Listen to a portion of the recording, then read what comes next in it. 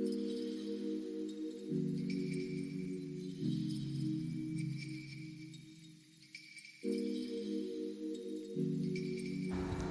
and welcome back to my channel.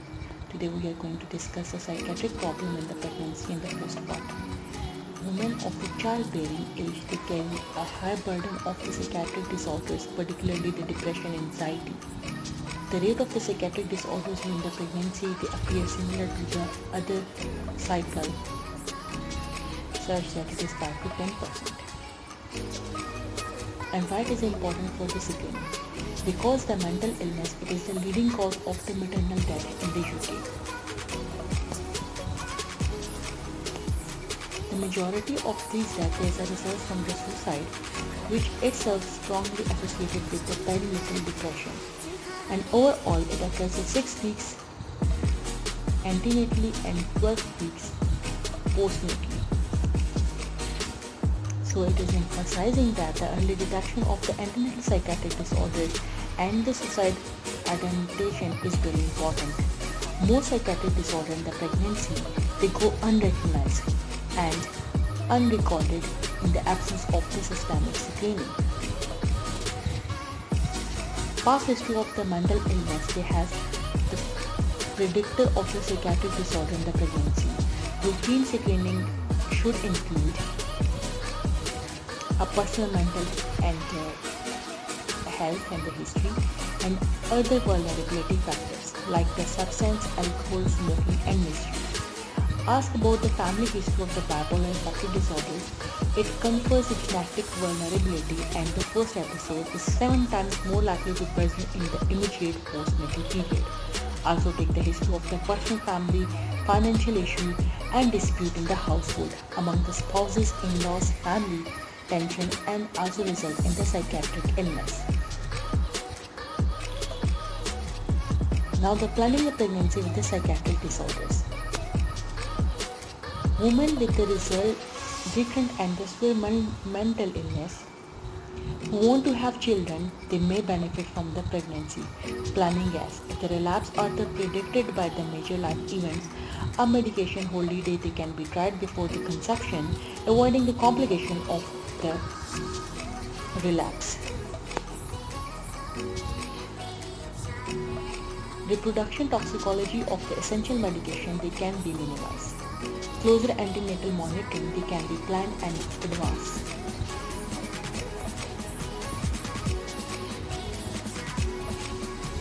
Now the moving towards the specific antenatal psychiatric disorders, number 1 is the depression and it is about 10 to 15% of the pregnant women.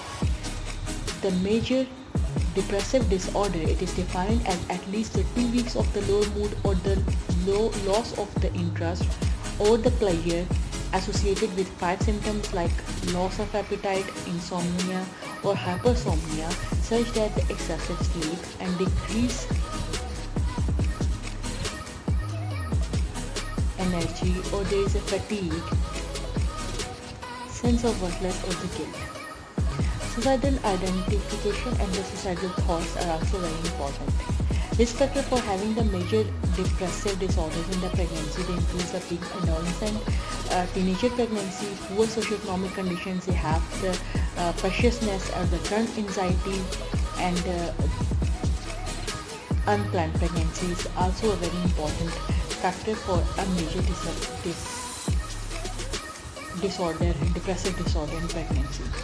Now moving towards the anxiety disorders. The panic disorders, they generalized anxiety disorders,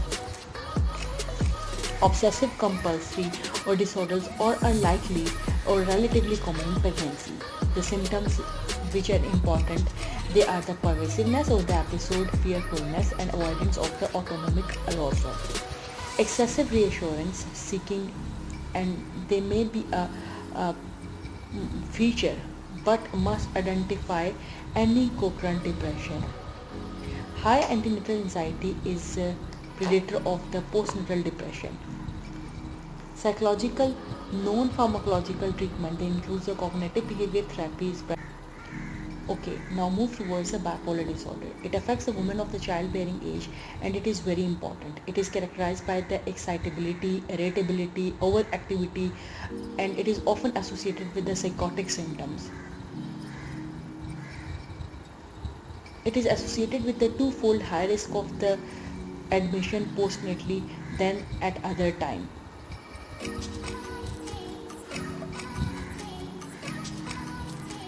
Lithium is taken during the pregnancy, then the risk of the relapse is 23%, and compared with the women who discontinued treatment during the pregnancy and the relapse of the risk is 66%.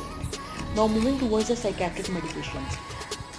For the psychiatric medication, we use the mood stabilizer, which mostly includes the anticonvulsants. Number one is the carbamazepine. It is an anti-epileptic drug, and its malformation rate is 2.2%. High rate of the neural tube defect and the other craniofacial abnormalities and distal digit hyperplasia and the spina bifida renal tract abnormalities are also included in this malformation. Breastfeeding is not recommended with the carbamazepine because it is excluded in the breast milk. And exposure to the topiramate in the pregnancy also causes the increased risk of the oral flaps. Second most important drug is the sodium valproate, and its malformation rate is 6%. 10% increased risk in the congenital malformation like the neural tube defects, craniofacial abnormalities, and the digital protrusions and the cardiac defects. They are also very important. The toxicity is 22%. Exposure infants develop the low IQ. And it is also not given in the patient or the women under 18 years old because it is high risk of developing the PCOS in an unplanned pregnancies. The lamotrigine is very safe drug. It can be used during the pregnancy, but the breastfeeding is cautious for 2 to 3 weeks after taking it. Okay, now moving towards the lithium. Lithium is a very important drug and it is associated with the extreme cardiac malformation.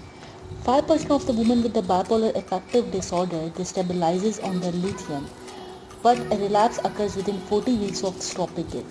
In early pregnancy, the risk of the cardiac anomaly is lower than the previously estimated 0.05% to 0.1% against a background of 0.0005%. But a fetal echocardiography and high-resolution ultrasonography is done at 16 to 18 weeks to rule out any cardiac anomaly. Now moving towards the antipsychotic drugs. The older antipsychotic such as the haloperidol, they are preferred because the more data available with no strong evidence of the increasing congenital malformation. And one thing is that I am only discussing the most important exam related points. You have to focus on the points. Now moving towards the antidepressants and the breastfeeding and the pregnancy. When choosing antidepressant in the pregnancy, the prescriber they should remember that the tricycline antidepressant they have low risk than other new antidepressants, and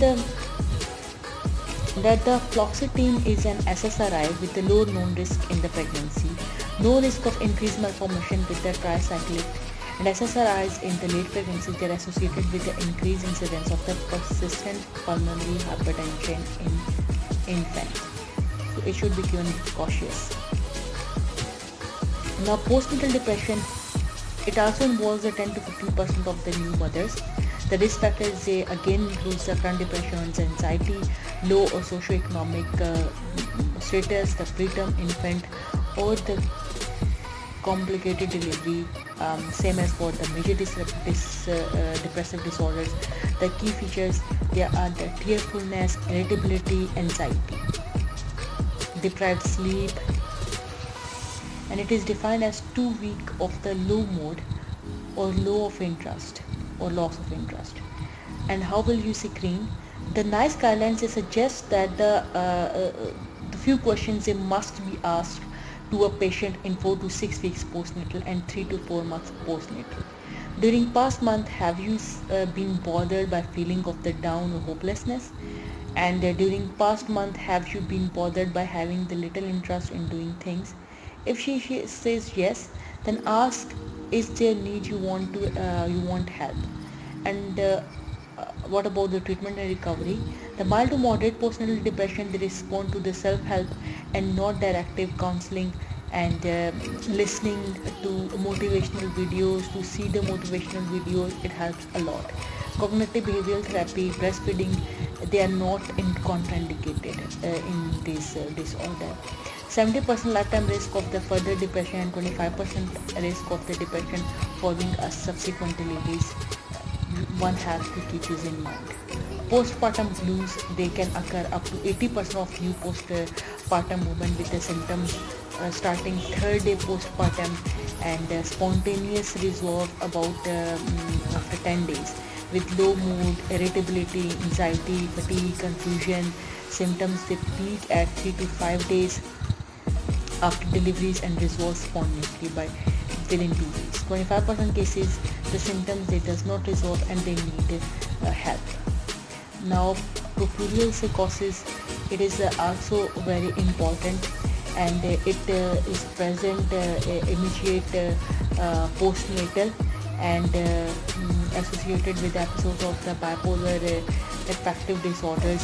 Although it has an association with schizophrenia, and that can also develop. And how will the patient present to you? The patient, it will present within 2 weeks, and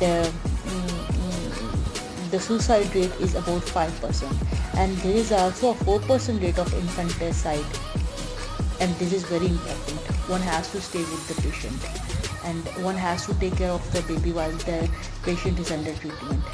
And what are the risk factors? The risk factors includes a bipolar affective disorder, and there is a previous episode of the puerperal psychosis. And is there any first degree relative with the history of puerperal psychosis, or is any relative having affective disorder? A woman with the bipolar affective disorder and the personal history or family history of puerperal psychosis, they has a 60% risk of puerperal psychosis. One should be mentally prepared. Now, how will you treat this patient? The treatment is medical, includes the antidepressants or the antipsychotics. We have discussed this before. Mood stabilizer like lithium also helps, and electroconvulsive therapy plays a very important role. So that's all for today, folks. Hope you understand. If you have any questions, you can ask in the comment. I will answer.